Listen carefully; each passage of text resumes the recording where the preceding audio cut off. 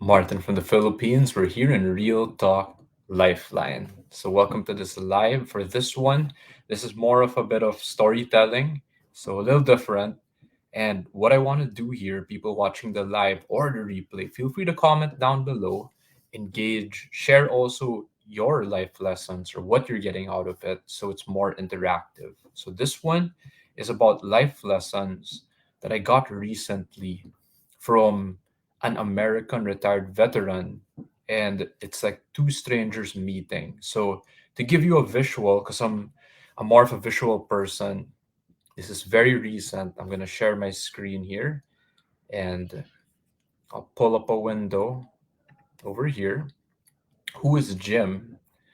So, this person, Jim Rosier, I hope I'm not murdering your name. So, Jim, I just call him that way first, is I met him last week. So, it's March 23, 2024. It's a Saturday. So, last week, Saturday, I met him in this gun class in Cavite. He's popping up right now, Jim. So I'm doing a live for you. Here you go. So he made this post, and I'll here open it up. This is just a few minutes ago. He said, "One of the most in depth, honest conversations I've had in a while. We sincerely appreciate you taking the time and effort to meet us for lunch. Brother, see you soon." So that's him over here with his wife. And what we did was, so it's a week after we first met, he was open to just talk. And how I took it, though he calls me brother over here, is it felt like fatherly advice. So I took some notes here, and this is my caption for you, Jim. I really don't know how to type it, so I'm doing this live. And I just feel like sharing not just our story together, but the lessons I got from it as well. So two strangers just meeting, and over there we're in TGI Fridays, having lunch. And the first lessons, you're in real time popping up. So I'm gonna read your messages too. So here I'm gonna share his best lessons with you guys. So uh, I'm just gonna read the notes that pop out to me. I marked personally also. I wrote these down. And a little backstory or context is I opened up to him about my challenges in life, whether it would be a breakup I went through in 2014, mental health, emotional health, depression, anxiety, hardships in life, moving forward. So as you could see, he's been around through time and experience, and I'll share with you the best lessons that I noted down as I listened to Jim. So here, when it comes to a breakup, uh, first notes that I wrote down here is he was sharing, "Don't reach out. It's over. You're torturing yourself." So this is a good reminder that when we move forward, sometimes we want closure, and some a way we try doing that is by reaching out to that same person. Sometimes we're blessed, right, and the person can help us out, right? They're supportive, they're mature, level-headed, and best case scenario. But in other cases, this is what Jim is sharing, is it might not be helpful, and doing that is kind of like torturing yourself. So this one I marked, I put a star here on this. If I don't have it myself, I can't give it. What do you mean? When it comes to love, when it comes to respect, when it comes to honor, when it comes to integrity and compassion. So a quick background, Jim here is a retired veteran. So he served, uh he's not just handled a gun, he's been through uh experience in America. He was deployed. He's seen stuff in life. So when he says these words, just going back to the notes, if I want to give love, I need to give it to myself first. If I want respect, then I need to respect myself first, which is why he was sharing those lines earlier. Honor also, integrity, and then compassion. So another line, I'm just going to go through this. So flowing with these notes. This is also me processing. He said, it's great to take responsibility without blame. So this one is a really good combination. So taking responsibility without blame. Now there's a twist here. When there is a breakup, you're not to blame. Sometimes we try blaming other people, but I had a breakthrough here when he said you have to let it go. So I'm jumping ahead, but my breakthrough here was he helped me realize that I wasn't blaming another person, but I was blaming myself. So I'll flow into those notes in a bit. So Jim, you could see him here in this in the photo over there. You know, he's been at the bottom several times. So when I opened up to him, I was sharing one of my rock bottom or down moments, and he's been there several times. So what do you mean? He's experienced separations also, ex-wife, his son taken away from him. Uh and then I asked him, well, how did you get through these bottom moments in life? He said, determination, refusal to give up, and that I'm going to win. It might sound so simple, but what I love about this, when I was sitting there right across him, was you could feel that he's really been through it. And again, this is two strangers just meeting. Like we met for the first time just 1 week ago. And it's like I could feel his experience as he speaks. It's not the words, but somehow I could feel the actions or the experience that he's been through. So when he said refusal to give up, I marked that one. I'm like he's sitting here across me. So he's demonstrating it, he's living it. So someone might say, what do you mean when you say that he's been at the bottom several times? One of his stories or sharings was he was working in a shipyard and all he had was like a motorcycle, and he sold it for $100 so that he could just fly from San Diego to Hawaii to stay with his son. So why for me is this relatable? I did get into motorcycles. And if you've ever been at a point where you feel like you're running out of money, like you were like down to your last 5,000 pesos, right? Or $100, and you didn't know what to do. All he had was he was very well determined. And what happened? It turned out well, actually. It worked well. He was able to see his son. It maybe whatever word you use, like trust, faith, you believe in the universe, right? Or God, it worked well. And I could see, like, he was right there across me. And I'm like, you are here. You made it, man. So that one. The next lesson that hit me here was self discipline. And this one, see, this is for me, one of my mentors teaches this talk is cheap. So these lines really hit me hard because he said, I'm never late. So we were going to meet up, as you could see in the photo, 11 a.m. And I think it's like 10:56 or something a.m. True enough, I was checking the text messages. He or they were already there actually in the venue. So one of my weaknesses is hard to admit, but I'll just open this up because this is how we do it here, right? Real, raw, and authentic.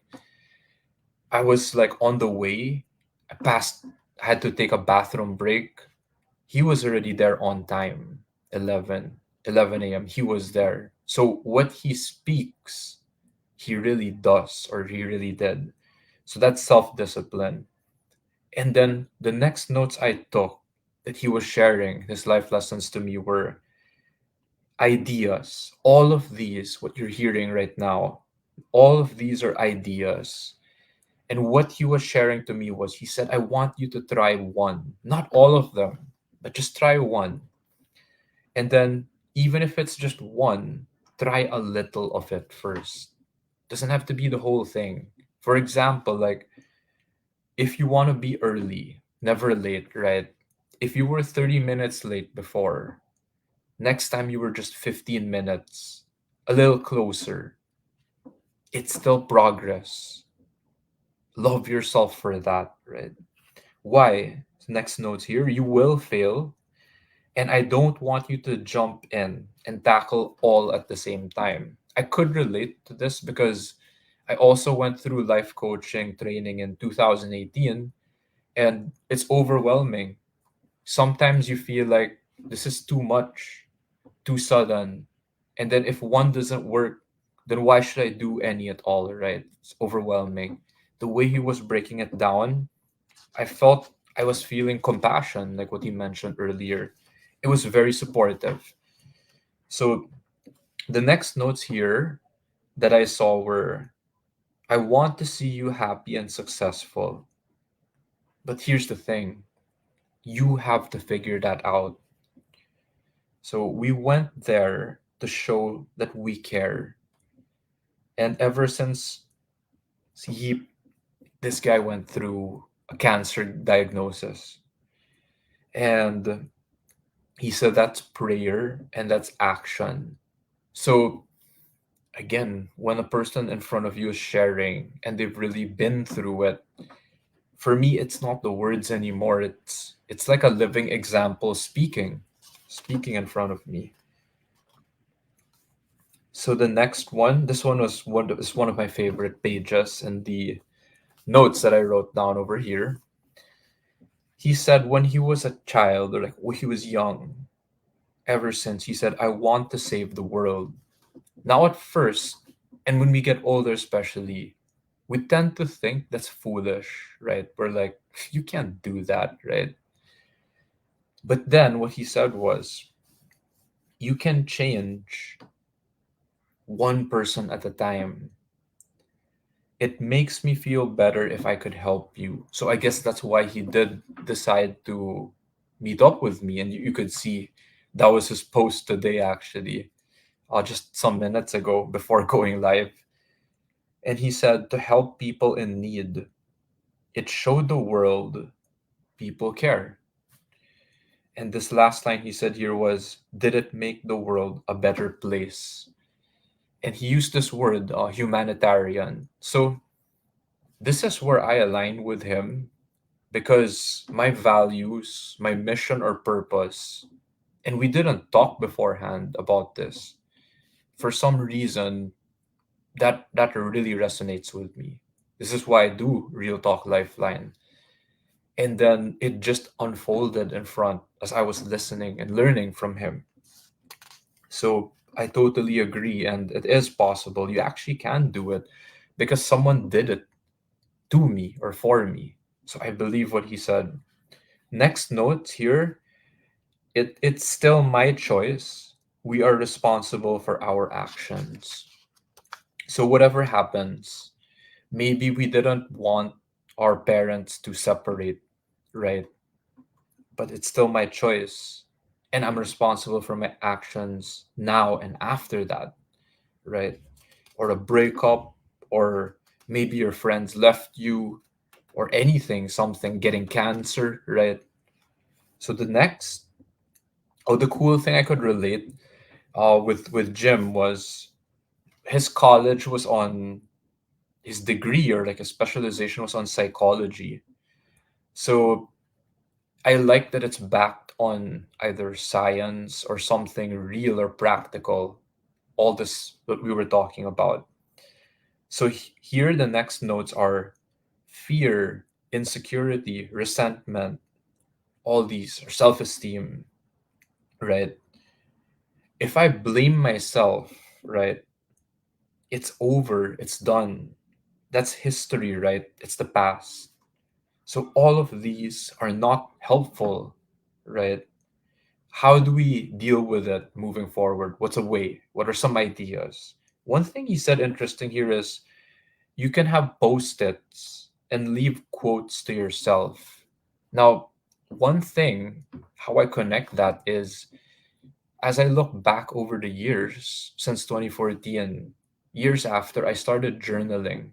In fact, when you look at my posts on my profile, they're not post-its like paper and pen written, but they are notes to myself, especially journaling, where I share the best lessons that saved my life. Uh, Years ago, you could check out those albums and the posts. So what he said was something that really aligned and reminded me, like, hey, maybe I am doing that. Maybe I'm on the right path, right? Now, this one was a breakthrough for me. It's about blame, right? Because sometimes we don't know. We don't know. Am I blaming subconsciously? I can't tell, right? So he asked me this question after the breakup or when it happened. Do you wish her a bad life? And my answer inside, I really had to reflect was no, hell no. Like, why would I want that for someone else, right? Why would I want hell for someone else? If I know how shit this feels, I don't want anyone else to feel it or experience it.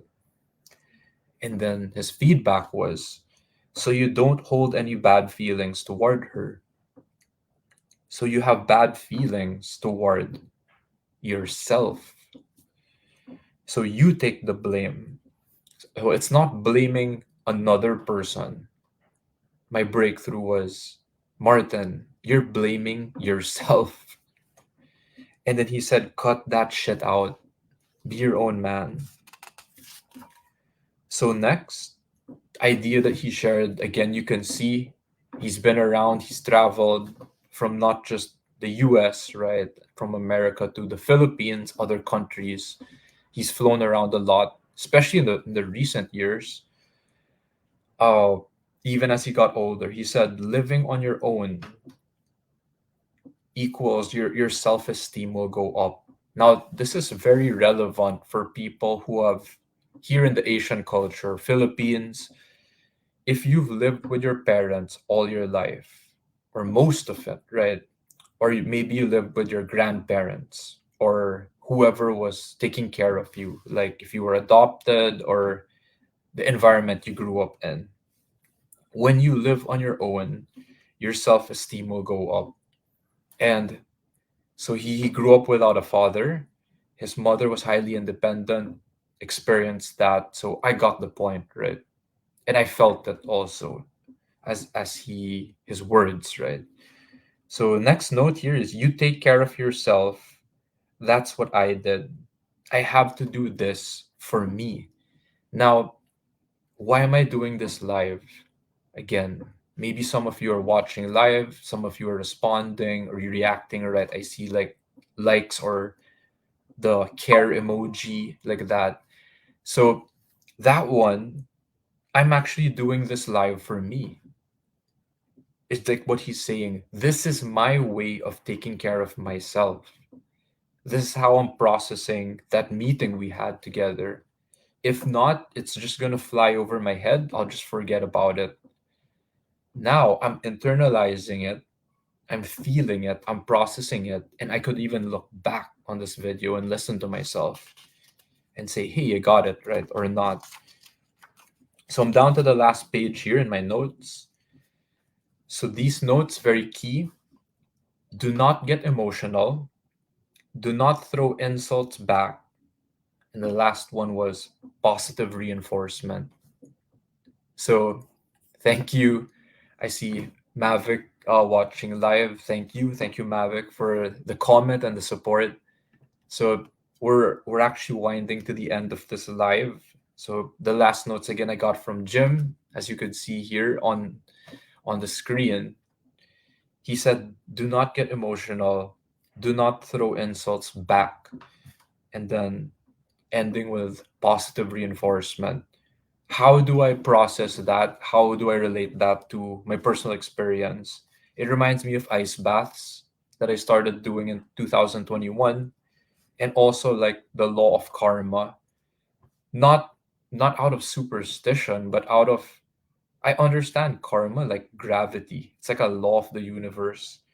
So if we do get emotional and we throw insults back, let's say I throw anger, I throw hate, it just ends up boomeranging or coming back at me. If not direct, maybe later on, like that. So it's a law again of the universe or from experience that I am time testing these and I find to be true. So thank you, Mavic, for taking the notes. So positive reinforcement instead is, if someone is going through a breakup, maybe they're going through a really down moment in their life, one of the rock bottoms or worst times of their life.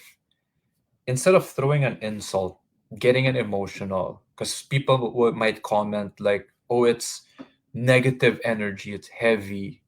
I don't want to get affected by it."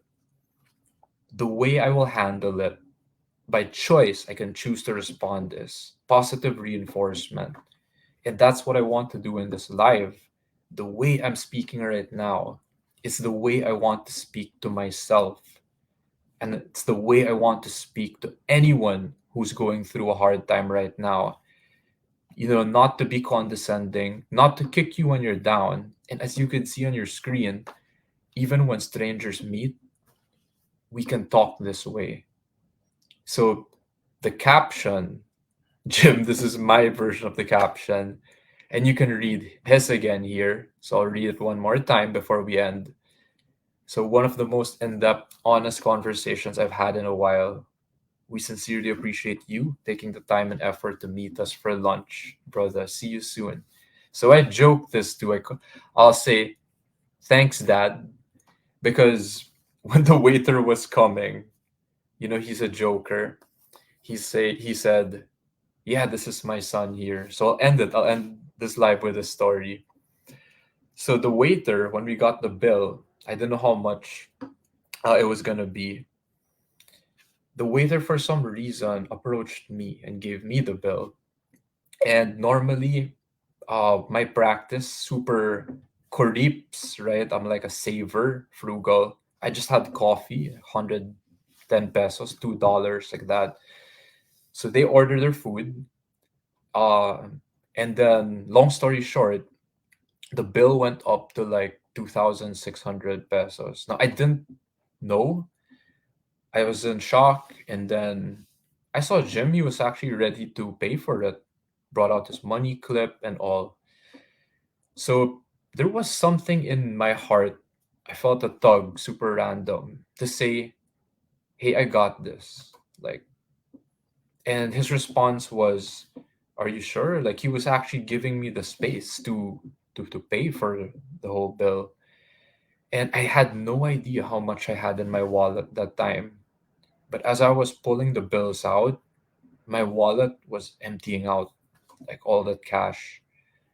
So the way I would end this sharing is, I did not feel any heaviness.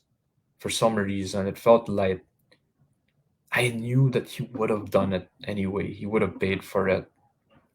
And just for trips this time. And I normally don't do this. I paid for the bill. So it felt good.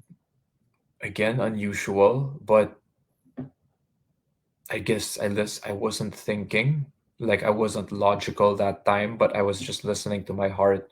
And that's the way I felt he treated me. So I felt like I wanted to reward that.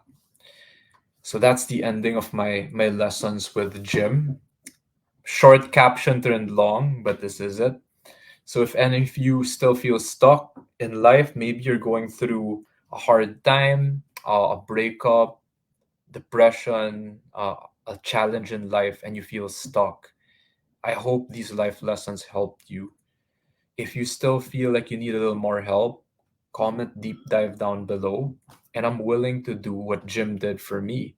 As you could see, just sit down, listen to you first, listen to your story, listen to your challenge in life, And like what Jim did for me, help you, help you get unstuck, help you get closure, help you move forward. So thank you. I love you. And I will see you next time.